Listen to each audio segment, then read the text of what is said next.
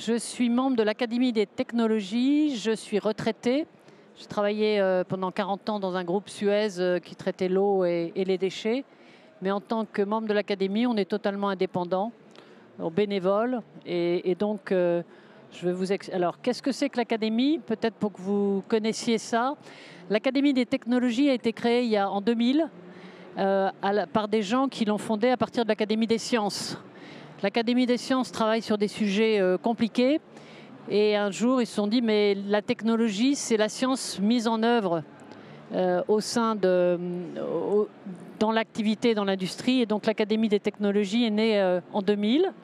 Elle a aujourd'hui de l'ordre de 400 membres qui sont élus, indépendants, donc d'horizons très différents. On apporte notre expérience professionnelle passée à l'Académie. On essaye d'éditer des rapports, des avis, soit parce qu'on est saisi par des ministères, par des associations sur un sujet, soit parce qu'on s'auto-saisit sur une thématique. Il y a quatre idées fortes dans l'Académie pour la gouvernance de cette Académie. C'est qu'on s'intéresse au progrès. Quand on parle de technologie, on se projette aujourd'hui et demain.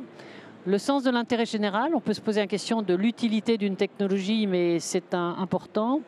On écoute, c'est-à-dire qu'on partage beaucoup avec d'autres et des spécialistes.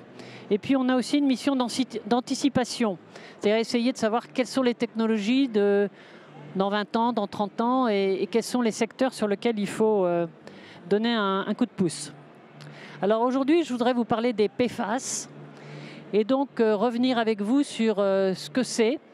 Alors c'est un masterclass, je vais essayer de vous définir un peu ce que c'est, les risques et peut-être un début de réflexion sur des solutions. Alors le contexte des PFAS, ce sont d'abord, qu'est-ce que c'est? C'est des composés fluorés qui ont une très grande stabilité chimique et thermique. C'est d'ailleurs pour ça qu'ils sont intéressants, c'est-à-dire c'est ces caractéristiques-là qui intéressent les industriels en général. La définition, c'est une liaison carbone-fluor très stable et donc à l'origine d'applications industrielles importantes. Mais comme ils sont stables, ils ne disparaissent pas facilement dans l'environnement. Cette difficulté de minéralisation et l'absence de disparition naturelle en font les fameux polluants persistants. Nous, on les appelle plutôt persistants qu'éternels. La notion d'éternité étant scientifiquement pas forcément quelque chose de facile à déterminer. Alors c'est un enjeu aujourd'hui planétaire parce qu'il y a une crise mondiale de présence de PFAS dans l'environnement. La prise de conscience, elle n'est pas toute neuve, elle a démarré il y a une trentaine d'années, mais elle s'amplifie parce que plus on avance sur le sujet, plus on s'aperçoit qu'il y a des PFAS et plus on prend conscience de la difficulté de résoudre ce problème. La France n'est absolument pas épargnée sur le sujet, elle a comme les autres des PFAS dans ses rivières, dans certains endroits plus particulièrement que d'autres, dans ses eaux souterraines, dans son air, dans ses terrains. Donc c'est un sujet pas type seulement de France, il est mondial et nous sommes, comme les autres, dans une situation à essayer d'aborder ce sujet et de le traiter. Des mesures de restriction réglementaires ont commencé à être prises dans le monde entier, aux USA, Canada, Chine, Inde, enfin un peu partout. Alors avec des méthodologies en sectorisant, prenant certains PFAS en priorité plutôt que d'autres, avec un rythme, une méthodologie différente, ce qui quelque part rend l'environnement industriel compliqué. Vous l'exportez, il faut vous poser la question de savoir si vous pouvez le faire dans tel pays. Vous voulez importer, il faut vous poser la question de savoir s'il y a des produits interdits dans vos importations. Donc cette situation est compliquée. L'Europe est en train d'étudier depuis 3-4 ans la restriction des PFAS. C'est un dossier poussé par plusieurs pays, mais c'est un dossier compliqué puisque l'Europe a un principe, c'est que quand on veut prendre des restrictions, il faut essayer de mesurer leur impact. Est-ce que c'est facile, pas facile? Et quelques exemples récents dans l'agriculture montrent que quand on prend une mesure un peu trop violente, il peut y avoir des réactions parce que les gens disent mais c'est bien gentil, mais on ne sait pas faire. Voilà. Donc l'Europe est sur le chantier, c'est un chantier compliqué. À la fois parce que les enjeux technologiques sont compliqués, mais financiers aussi. De temps en temps, ça veut dire des coûts de traitement importants. La France a lancé un plan national 2023-2027. Il y a eu à nouveau cet été des mesures. Donc la France essaie de suivre la tendance et de prendre des mesures. Par exemple, elle a interdit les PFAS dans les cosmétiques, dans les fards en 2025, dans les textiles en 2030. C'est-à-dire qu'elle est en train de prendre des mesures pour essayer de réduire la présence de PFAS dans notre environnement, pas seulement dans la nature, mais aussi dans notre environnement familial et habituel. Elle prend aussi des contrôles accrus sur les rejets industriels et elle essaye de faire une cartographie, je reviendrai sur ce point. Il faut essayer de comprendre quelle est la réalité de la présence de ces PFAS. Alors, les PFAS, il y a une définition, ça c'est plutôt bien, de l'OCDE qui définit qu'est-ce que c'est qu'un PFAS. Et donc, l'OCDE a défini ça très largement en disant que c'est une substance fluorée qui contient des atomes carbone, etc. Mais c'est une définition purement chimique qui ne prend pas du tout en compte est-ce que le PFAS est dangereux, est-ce qu'il est persistant, est-ce qu'il se déplace, etc. C'est une définition chimique très très large et qui englobe donc un très grand nombre de composés. On parle de 10 000 molécules différentes et des composés qui sont très différents les uns des autres. Donc cette définition très générale favorise un peu une approche très générale aussi, où les gens disent il faut les bannir, qui ne prend pas en compte les comportements physico-chimiques des différentes molécules et sous-groupes. Donc c'est un peu embêtant parce qu'il faut parfois adapter un peu ces mesures et ces politiques à la réalité des produits. Et elle induit une complexité réglementaire parce que l'Europe veut prendre des mesures réglementaires, la France veut prendre des mesures réglementaires. Ce n'est pas toujours facile si on a une définition trop large. Alors je vais essayer d'aborder avec vous, comprendre les risques face à ces molécules. Je l'ai dit, on a à peu près 10 000 composés PFAS dans la nature. Ils ont des états physiques différents. C'est-à-dire que le PFAS peut être sous l'état de gaz, sous l'état de liquide, solide ou visqueux. Ça veut dire qu'à chaque fois, il faut se poser la question de savoir comment je le mesure et quel type de PFAS j'ai. Évidemment, on imagine tout de suite qu'il ne va pas se déplacer de la même façon quand il est gaz ou quand il est visqueux ou quand il est solide. Donc, il faut vraiment qu'on rentre dans ces aspects-là pour comprendre les risques. Les structures chimiques sont très différentes. Vous pouvez avoir des toutes petites molécules ou des immenses molécules. On peut comparer un clou et un camion. Donc évidemment, la stratégie pour traiter les camions ou les clous ne va pas être la même. La dispersion ne sera pas la même. Les propriétés, ça peut être soluble dans l'eau ou pas soluble dans l'eau. Ça peut être soluble dans les huiles ou pas. Ça peut être volatile, donc ça part. Ça peut être plus ou moins biodégradable ou pas du tout. Toxique ou pas. Et bioaccumulable, c'est-à-dire que vous en prenez et vous le gardez dans le corps avant de le rejeter. Si vous buvez des PFAS, il y a une bioaccumulation dans votre corps. Donc c'est des choses importantes de comprendre quand on gère les risques. Il faut comprendre ces aspects-là. Et les usages aussi. Alors les usages sont extrêmement larges. Vous avez des usages industriels, médicaux.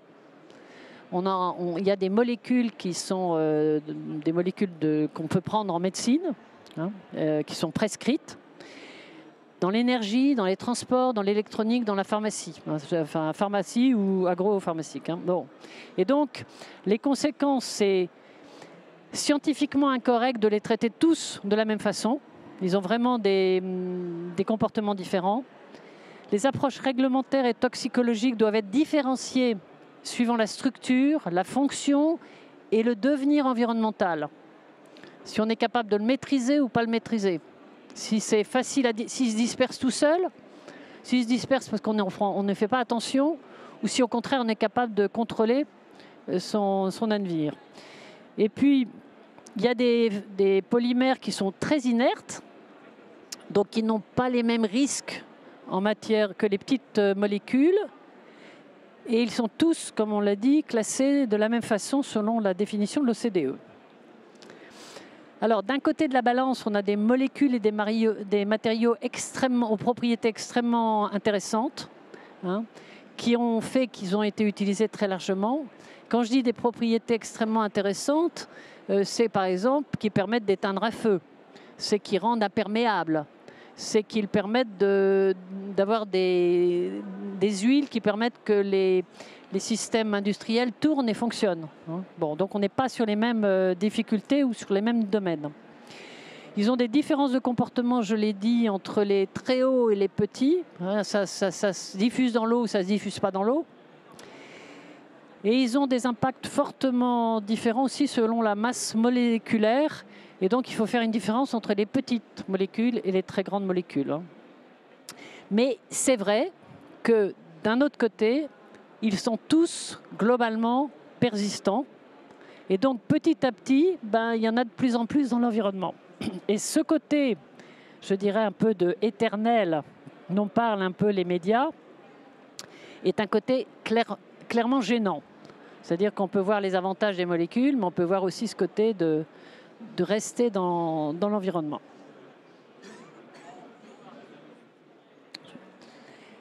Alors les applications, je l'ai dit, il y en a partout. Et c'est difficile de s'en passer aujourd'hui. On en trouve dans les cosmétiques, les textiles, les emballages, dans les mousses anti-incendie, dans les semi-conducteurs, dans les systèmes électriques, électrotechniques, dans les lubrifiants. On le trouve donc dans le transport, dans les équipements aériens, dans le spatial, dans le militaire, dans les batteries. Et on sait que les batteries sont un élément important en ce moment en matière d'environnement pour stocker l'énergie.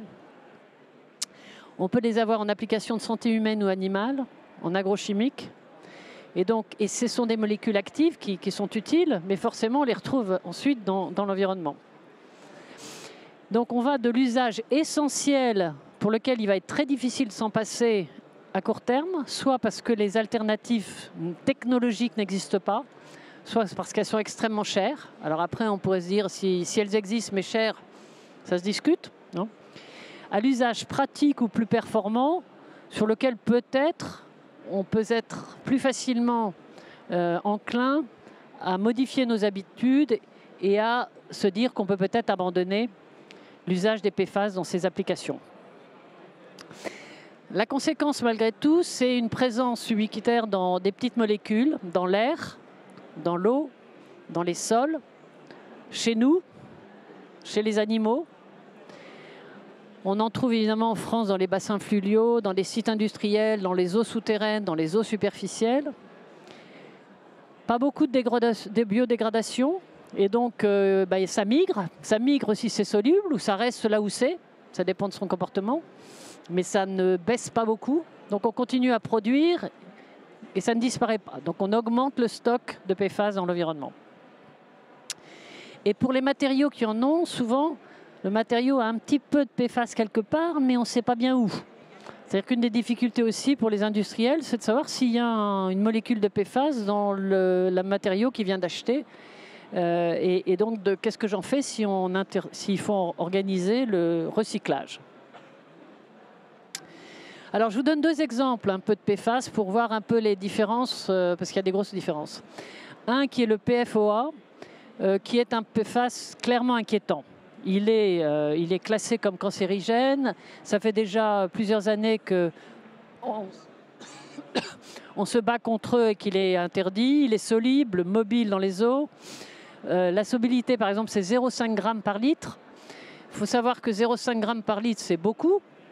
Et que quand on parle de PFAS, on peut parler de milligrammes par litre, c'est-à-dire 1000 fois moins, de microgrammes par litre, encore 1000 fois moins, et de nanogrammes, encore 1000 fois moins. Donc une des grandes difficultés aussi, c'est que si on cherche, on trouve.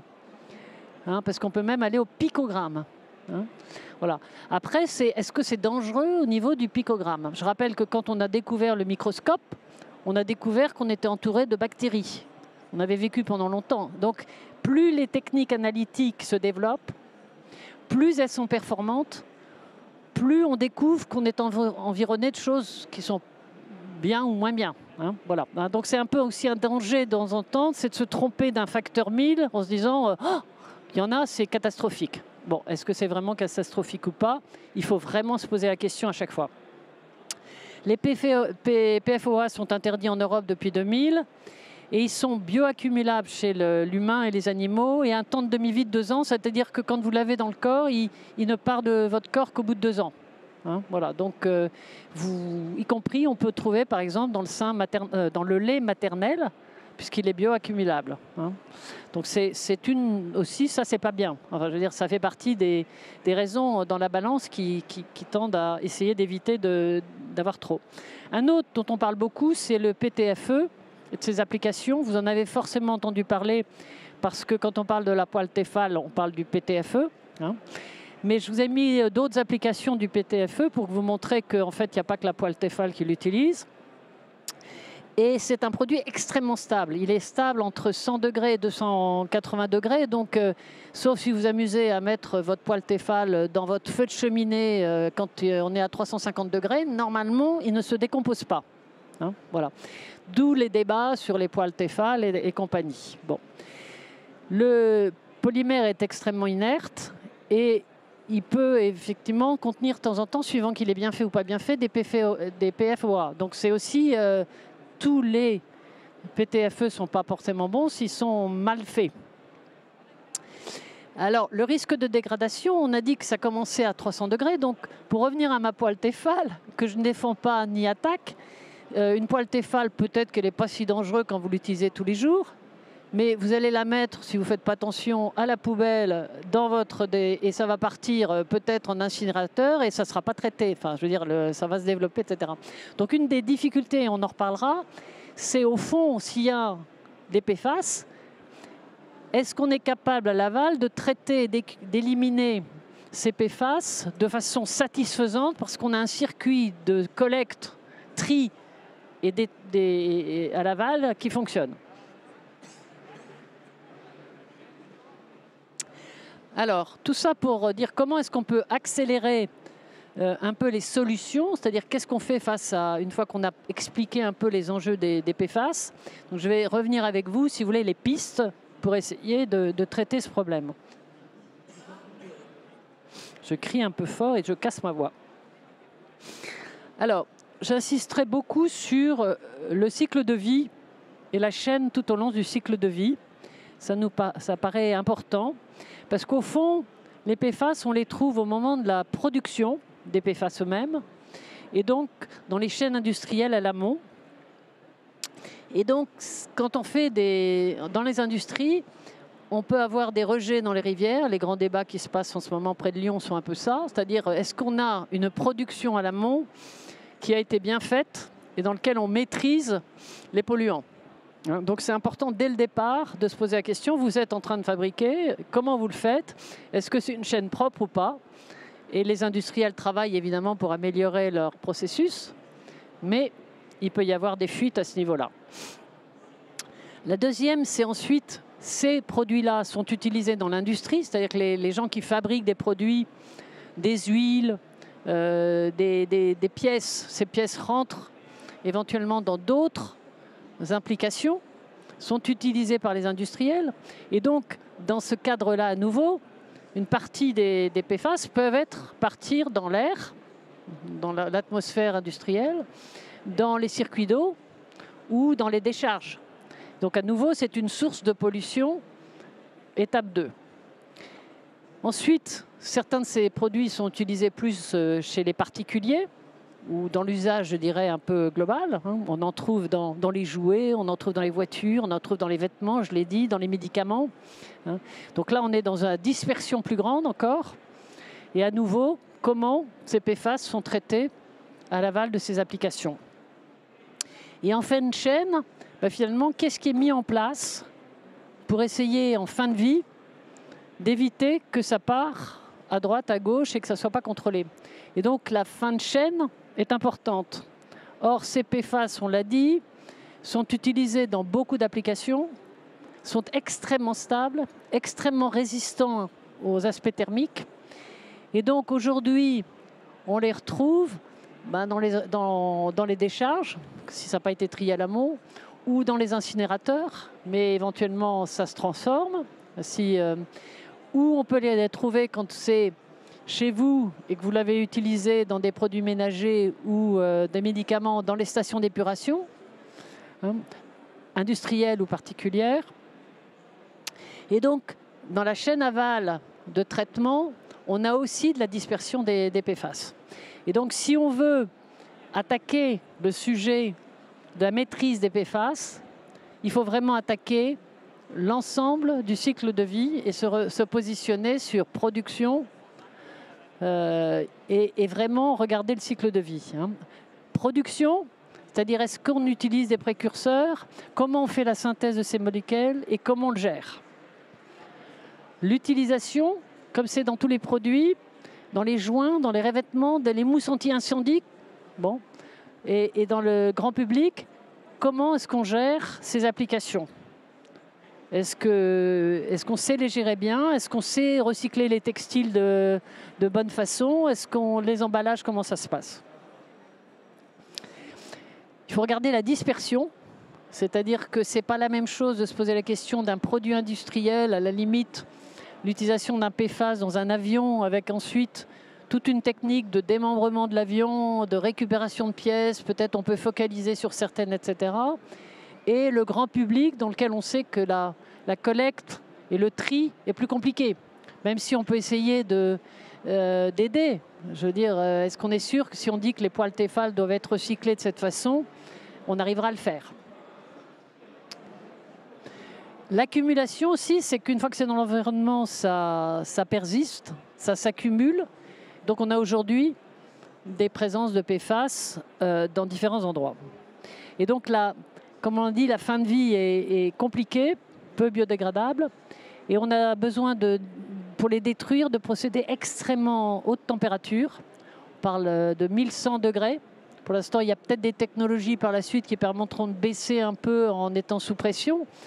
Mais il n'y a pas beaucoup aujourd'hui d'incinérateurs. Peut-être dans les cimenteries, on monte à ces températures-là. Mais aujourd'hui, ça veut dire se poser la question de la destruction. Et donc, si on se pose la question de la destruction, de qu'est-ce qu'on va détruire et comment on va amener l'objet là où il faut. Il y aura peut-être des plasmas thermiques, mais je veux dire, ce n'est pas les conditions classiques du système de traitement des déchets. Et donc, il y a un certain travail à faire pour voir si on peut tout de même améliorer la capacité de détruire les PFAS. Donc, je l'ai dit, il faut vraiment pousser à une stratégie intégrée du cycle de vie, incluant la traçabilité. Qu'est-ce que ça veut dire? Ça veut dire qu'on sait, quand on a un produit, qu'il y a le PFAS dedans. Et donc, on sait ce qu'il faut en faire. Et ça, c'est extrêmement compliqué. Il ne faut pas effrayer non plus, mais il faut expliquer. Et quand on voit déjà sur tout ce qui est recyclage, les petits sigles, on se demande parfois s'il faut le mettre dans la poubelle à droite, à gauche, etc.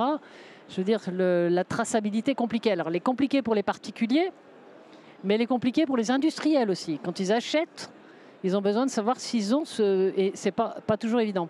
Elle est compliquée aussi en importation. Est-ce qu'ils sont en train d'importer un produit dans lequel il y a des PFAS, hein? Donc la traçabilité, c'est vraiment un enjeu compliqué.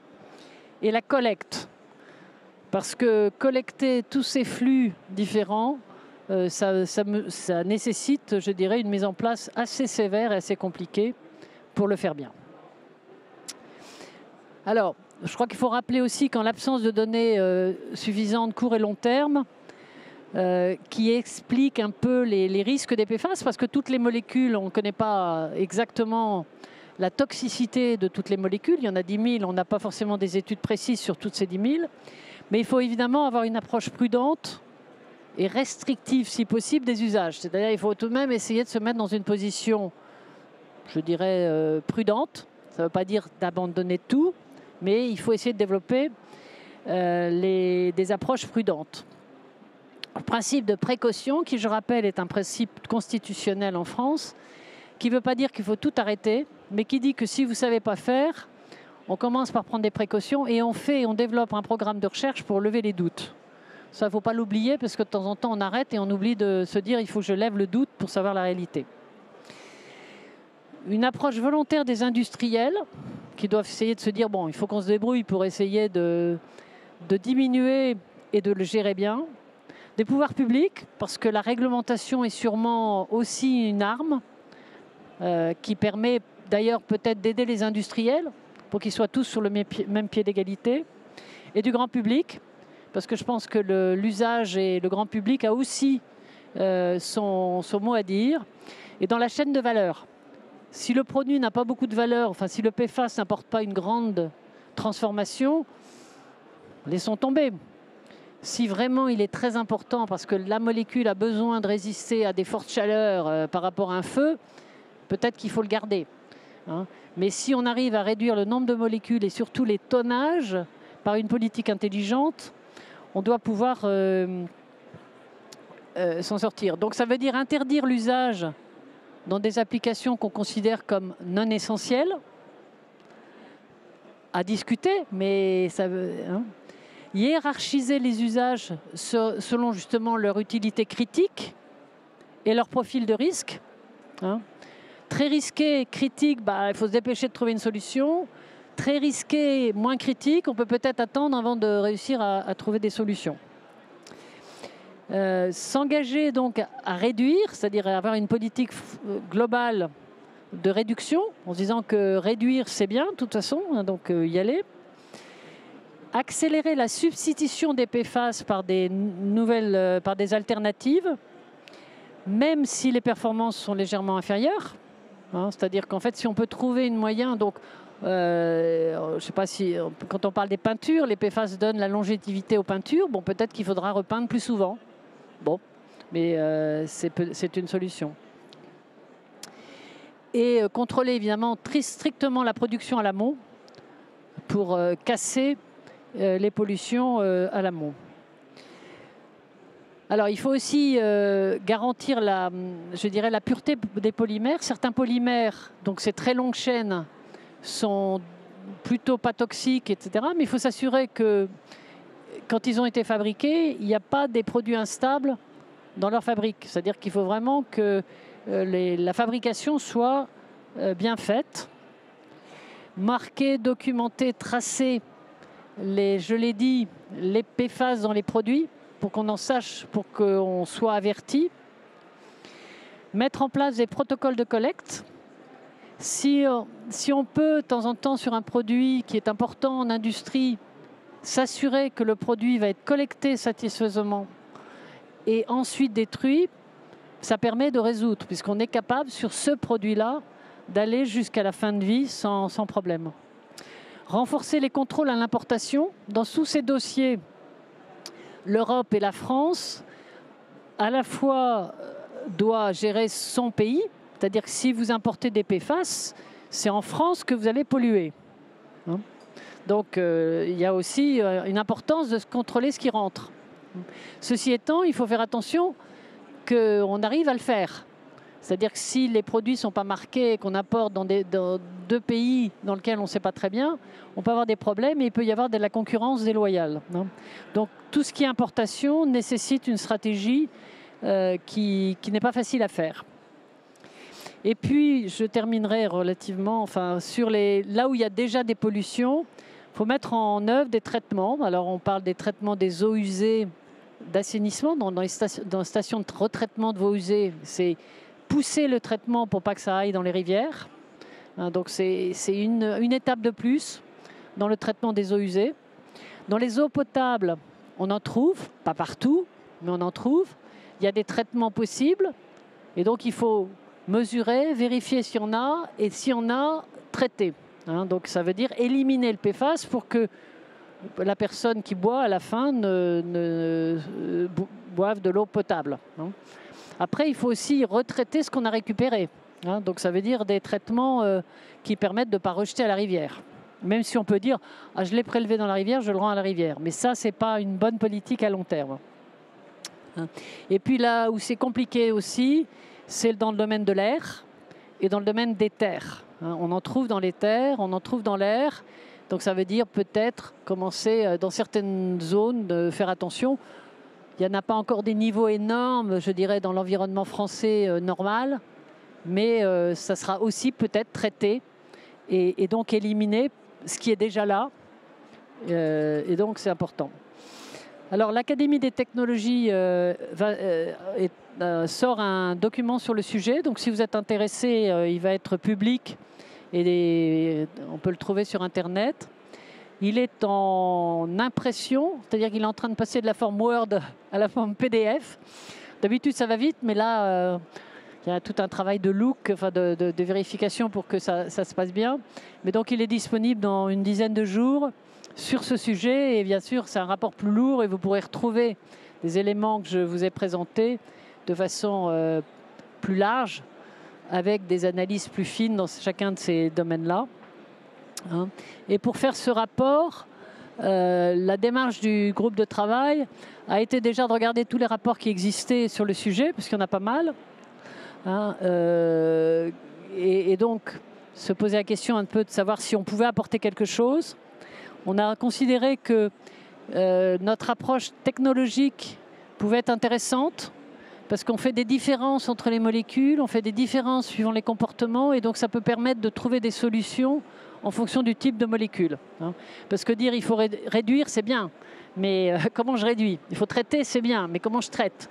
Et est-ce qu'il faut que je réduise plus, etc. Donc on a essayé de travailler sur ces aspects technologiques et ces aspects de prendre en compte cette partie-là, qui n'a pas forcément été travaillée, je dirais, par d'autres instances. Et on fait des recommandations, je vous en ai montré un petit peu, mais on fait des recommandations sur les actions à mener. Et nos recommandations sont vers les ministères, bien sûr, l'État, mais aussi les industriels et aussi les particuliers. Je veux dire, on ne considère pas que tout est dans la main simplement de l'État ou des industriels, etc. Il y a vraiment des actions à partager à différents, et peut-être d'ailleurs communiquer pour que l'ensemble des acteurs comprennent l'intérêt et puissent aider, je dirais, à diminuer la présence de ce polluant, enfin de ces polluants, puisque enfin, c'est une grande famille, dans l'environnement, et donc aller vers une chose plus saine, sans pour autant casser complètement et annuler des choses. Voilà. Je m'arrête là pour ouvrir le débat, si vous avez des questions, ou si vous voulez débattre. Je crois qu'on va vous donner un micro, parce que sinon je ne vous entendrai pas, moi. Et puis les autres non plus n'entendront pas votre question. Bonjour. Oui. Moi j'ai une question sur le rôle de l'Académie des sciences dont vous venez de parler. Est-ce que c'est un rôle juste... Alors je ne vous entends pas bien, moi ça c'est mon problème, parce que je n'ai pas mes écouteurs, moi. Si vous pouvez parler plus fort, ou si... Ouais. Tu peux répéter?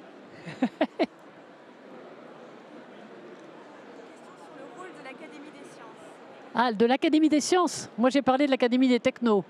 Mais vous voulez tout de même l'Académie des sciences? Je suis plus compétente sur l'Académie des technos. Alors, je vais vous parler de l'Académie des technos. Je l'ai dit tout à l'heure, l'Académie des technos, c'est des gens qui ont été choisis, élus, en fonction de leur passé technologique.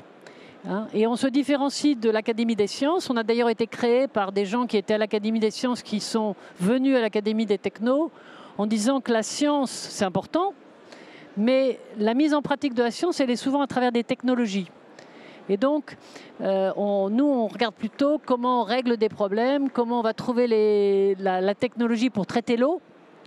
L'Académie des sciences, elle va peut-être regarder plutôt comment ces PFAS se forment, etc. L'Académie de médecine va nous aider en disant mais les PFAS, il faut arrêter parce que, enfin bref, tel PFAS, c'est très dangereux.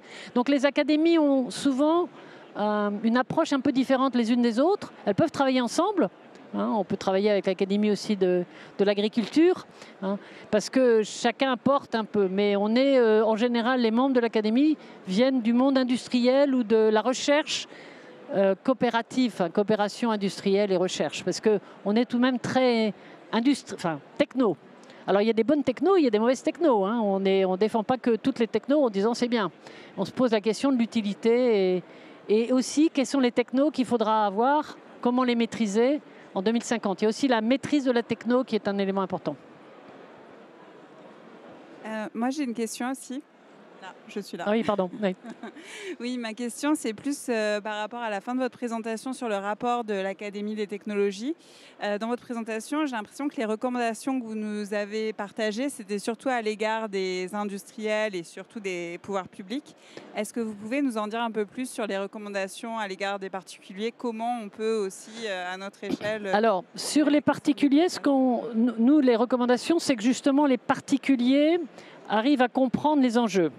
Hein. Donc qu'on mette pas, parce que souvent c'est très difficile, et donc qu'on prenne en quoi. Et c'est vrai que si on explique qu'il faut recycler les poêles Tefal, il faut comprendre pourquoi il faut les recycler. Hein. C'est-à-dire qu'un des gros problèmes, souvent des particuliers, mais c'est pas la faute des particuliers.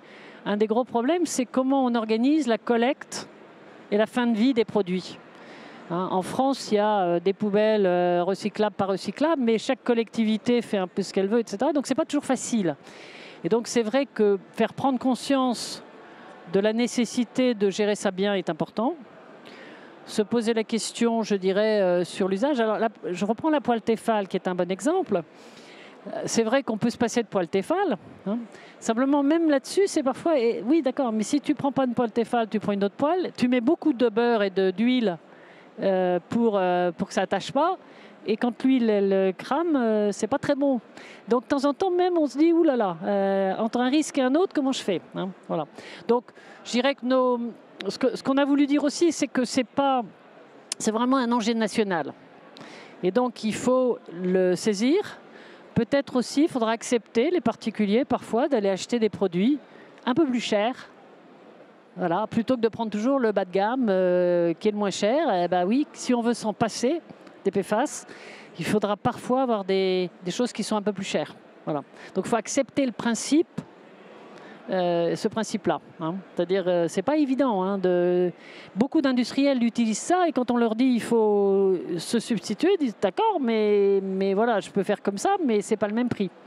Alors, il y a parfois peut-être une réaction un peu rapide, hein, c'est la difficulté. On pousse aussi beaucoup à travailler avec les filières industrielles. Et je pense que voilà, en se disant c'est quoi la filière de l'agronomie, c'est quoi la filière de la médecine, c'est quoi la filière, enfin voilà. Mais les particuliers aussi, je dirais que c'est plus à comprendre les enjeux. Hein. Je veux dire, nous, on ne va pas sortir en disant... Les cosmétiques, par exemple. Je pense que quand on dit aux particuliers, laissons tomber les PFAS dans les cosmétiques, je pense qu'ils sont prêts à accepter. Enfin, je veux dire, voilà. Et d'ailleurs, ça ne pose pas vraiment de problème parce que les marchands de cosmétiques ne peuvent pas prendre le risque qu'on leur explique qu'on est en train de se mettre des PFAS sur la figure. Voilà. Mais donc, les particuliers, ils sont en tous les cas impliqués dans ce débat. Hein. Et donc, par rapport au monde politique aussi, hein, les particuliers sont représentés par le monde politique. Donc, je crois qu'on n'est pas que État-industrie, quoi, je veux dire. C'est ça qu'on veut dire. Oui ? Oui, merci. Quel est l'impact des PFAS sur la santé humaine et sur la biodiversité? Et qui est en charge de ces analyses précises et neutres? Alors, je crois que j'ai une slide là-dessus. Je n'ai pas voulu rentrer trop là-dessus, mais voilà. On a des analyses, si vous voulez, sur le côté cancérigène de certains PFAS. Hein, bon. Un peu comme les perturbateurs. Mais je vous l'ai dit, on a 10 000 molécules, des toutes petites et des très grosses. Et donc, considérer que parce qu'il y a un PFAS qui est cancérigène, il faut abandonner toutes les molécules. Je vous ai parlé du clou et du camion. Je veux dire, c'est pas pareil. Bon. Donc, oui, il y a des études. Une des grosses difficultés, c'est quand les gens font des études, ils commencent à faire des études sur les souris. Ils font des études sur les rats. Bon, après... bon. Et de temps en temps, vous apercevez que le souris mâle ne réagit pas comme la souris femelle, que la souris réagit, mais pas le poisson. Et donc, ce sont des études lourdes. Alors, clairement... Il faut développer les études sur le sujet. Hein. D'ailleurs, dans les recommandations du ministère, c'est de développer la connaissance.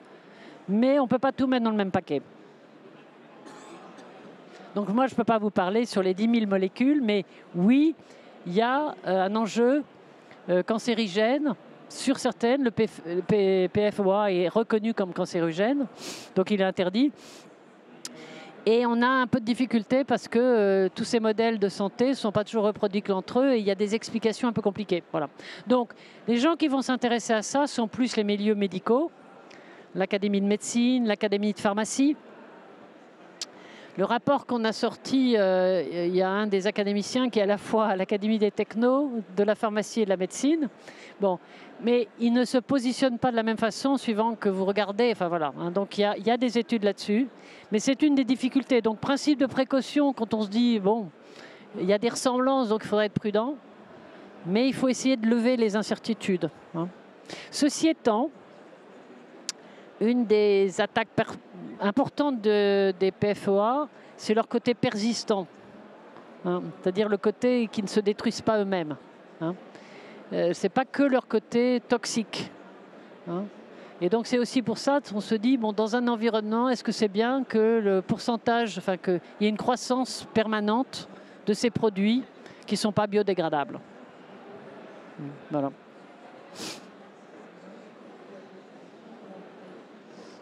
Oui, bonjour. Comment vous qualifieriez la mesure des PFAS? Est-ce qu'aujourd'hui, elle est facile? Est-ce qu'elle est coûteuse? Est-ce qu'elle est fiable? Est-ce qu'elle est Alors, la mesure des PFAS, non, elle n'est pas facile. Parce qu'on a 10 000 molécules. Alors, qu'est-ce qu'on fait quand on veut mettre des normes sur 10 000 molécules? Est-ce qu'on demande aux gens d'analyser les 10 000 molécules? Bon, non. Donc, par exemple, dans l'eau potable, il y a des molécules qui sont ciblées. Donc on dit, voilà, il faut analyser ces 20 molécules et puis il faut éliminer, il ne faut pas que la somme des 20 dépasse ça et individuellement, elles ne doivent pas. Non, ça reste un enjeu.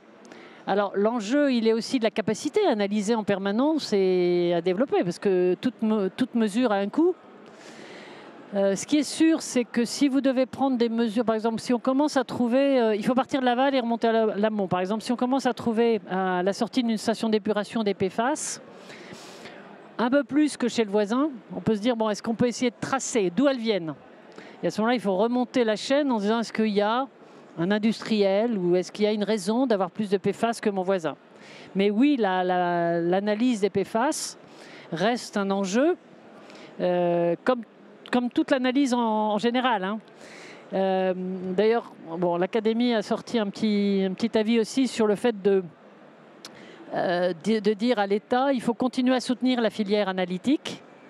La France a été un fabricant de capteurs analytiques au début du siècle. Bon, un peu moins maintenant. Il y a des bonnes sociétés, il y a un service d'analyse qui marche plutôt pas mal. Il y a des sociétés qui font de l'analyse. C'est bien. Et il y a l'interprétation à l'aval aussi. Donc en fait, il y a trois, à chaque fois sur l'analyse, il y a le capteur, la capacité de l'utiliser et d'offrir un service, et puis l'interprétation. Et sur les trois, il faut stimuler pour être efficace. Hein. L'analyse, c'est fondamental. On ne sait pas, en fait, tant qu'on n'analyse pas, on vit heureux. Hein. Voilà. Mais quand on commence à analyser, alors après, il faut être raisonnable. C'est-à-dire que, enfin raisonnable. C'est bien d'être capable de mesurer des picogrammes, pas de problème. Mais je veux dire, est-ce que c'est dangereux, pas dangereux, hein, voilà. Est-ce que c'est le picogramme, le nanogramme, 1000 fois plus, le microgramme, 1000 fois plus, ou le milligramme? Bon, clairement, les PFAS, on est dans les nanogrammes. Hein. Voilà. Donc, oui, c'est un enjeu. Vous parliez de traçabilité, et justement, est-ce qu'il existe des modèles hydrologiques pour modéliser la diffusion d'une pollution de type PFAS dans des milieux aqueux, par exemple? Alors, je l'ai dit, c'est que la diffusion dépend du type de PFAS, parce que si vous êtes extrêmement soluble, le PFAS va aller avec l'eau. Donc vous avez un modèle hydrologique, vous êtes sûr que il y va. Hein. Alors après, vous pouvez calculer que ça se mélange, etc. S'il est déjà un petit peu plus, s'il est pas du tout, s'il ne se dissout pas, je veux dire, il va rester là où il est. Hein. Donc c'est vraiment, le modèle est adapté au type de comportement. Et voilà, donc globalement, certaines molécules dont on sait qu'elles sont très solubles, c'est pas par hasard, on les retrouve. Hein. Les molécules qu'on retrouve dans l'eau potable, c'est qu'elles sont solubles. Hein. Mais il y en a d'autres qui sont utilisées dans les huiles pour améliorer. Celles-là, elles sont moins de chances de se retrouver. Ceci étant, si elles vont dans les décharges, un jour ou l'autre, elles finiront par arriver, mais beaucoup plus tard. hein. C'est-à-dire que là, ça prendra plus de temps. Donc en fait, c'est un peu type de molécules et type de molécules, et je dirais par rapport à d'autres produits solubles ou pas solubles, solides ou pas solides. Hein. Parce qu'il y a des PFAS qui sont presque solides. Hein. Enfin, c'est-à-dire c'est des matières. Donc les modèles vont s'adapter à ces propriétés physiques, en fait. Hein. Ouais. Je dirais on applique les modèles existants et on leur applique les caractéristiques de la molécule en question.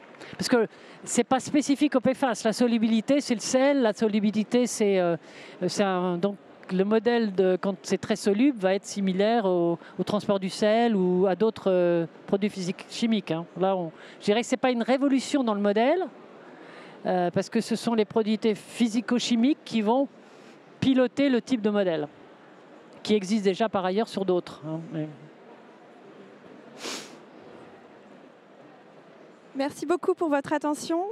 C'est une dernière question et sinon on arrête. On a dépassé le temps. Cela dit, si vous avez d'autres questions, n'hésitez pas à venir à nous venir discuter directement avec nous. Il va falloir qu'on laisse la scène. Mais en tout cas, merci beaucoup pour vos questions et merci beaucoup pour votre écoute. Et merci beaucoup, Diane, d'avoir accepté notre invitation. Et n'hésitez pas à vous procurer le rapport de l'Académie si ce sujet vous intéresse et que vous allez un peu plus...